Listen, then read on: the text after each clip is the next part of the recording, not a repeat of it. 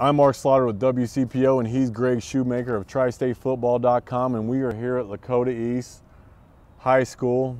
This is where the WCPO Game of the Week is, and it opens up the GMC for both teams, Greg. Yeah, it's going to be a good matchup. Right now, Mason 2-1, coming off a big win over Winton Woods, shut them out. In fact, Mason's only allowed 21 points, 7 points a game in 3 games so far. But really what's impressive is Lakota East. They're 3-0 for the first time since 2004. And to be quite honest with you, they're only giving up 8 points a game. Both teams very, very similar. The way they run the football. Should be a fast game on Friday night. Not a lot of passing. Both teams have combined to pass the ball less than 40 times on the season, and neither one of them have a touchdown pass yet, Mark. I mean, it's going to be just flat out GMC grinded out, smash mouth football on Friday night here, and a chance for one of these teams to really put themselves in good position for Harbin ratings. Greg, let's stay in the GMC with Fairfield at Colerain, and the Colerain Cardinals have not won a game yet, and Fairfield is no joke. They are no joke, and one thing they've got to realize is they've got to learn to stop some speed on defense. That's the one thing they've had a little bit of problem with. Withrow got off some good runs against them early in the season, Northmont the same way. If they can control the Cardinals' speed, Fairfield's got a chance in this ball game. Healthy quarterback Hunter Krause has to stay healthy. It's important for Fairfield to get him under control, and important for him to be on the field at all times. He's their leader. Colerain, they sort of look good. They still can't get everything going on offense. I still think they're looking for a little bit of cohesion. Very young team.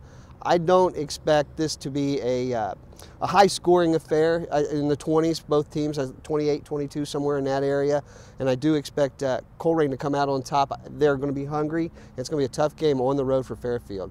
Ross goes over to Northwest, and Northwest defense is stingy, only giving up 10 a game, and Ross had 4 turnovers against Western Brown last week. What gives? Well, both of these teams in the SWAC, this is the SWAC opener for both of them, and what I like about the Northwest team is, you're right, they are playing good defense. They've got to find some, they got to be able to run the ball a little bit better on offense and throw the ball, get a better mix. They're not as explosive as they were last year with Corey Roberson.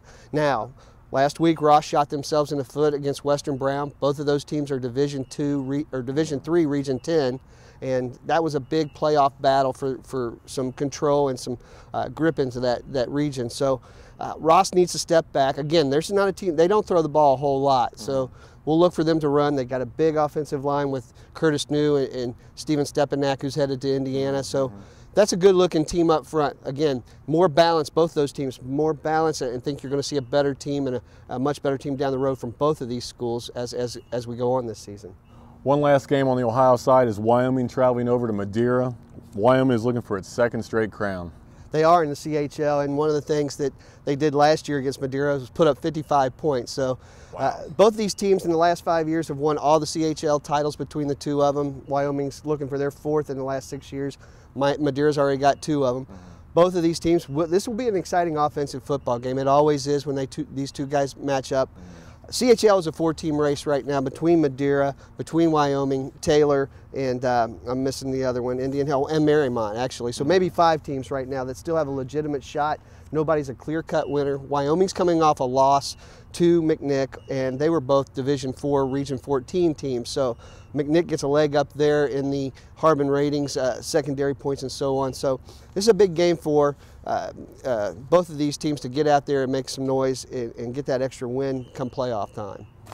All right, let's take it over to Kentucky, where we have the Simon Kenton Pioneers playing at the Cooper Jaguars. What can you tell us about that? Cooper, it's 3-1 to start, Mark, and they've only given up 26 points. They lost last week 17-7 to Campbell County in a much closer game than everybody thought. Simon Kenton is just running up points on everybody. They're well into their 40s is what they're averaging on the season. Good balance, good depth on Simon Kenton's offense. Winkler's a nice wide receiver. Cameron Racky, the sophomore quarterback, is putting up some big numbers. And Dylan Powell, their top running back, has been out, but when he's healthy, he's explosive. So a lot going on there at Simon Kenton. Big up front. Coach likes him. Coach Marksberry really likes them up front on defense, and this is a team that could really be the best team in Northern Kentucky when it's all said and done. And as we stay on, outside of Cincinnati, going over the other side of the river to Batesville, Indiana, and East Central, they play this weekend too. Batesville has won 14 straight games in regular season. East Central won their first game last week after a rare 0-3 start. So And then, of course, Luke Patton, the quarterback for East Central for the second time in 3 weeks last week. He had over 100 yards passing and 100 yards rushing in a game. He looks to be the one who settles in there for the Trojans at quarterback. I think the Trojans have a real shot against Batesville and stopping that streak for the Bulldogs. Some really good action this Friday. He's Greg Shoemaker. I'm Mark Slaughter, and we'll see you on the Friday Football Frenzy.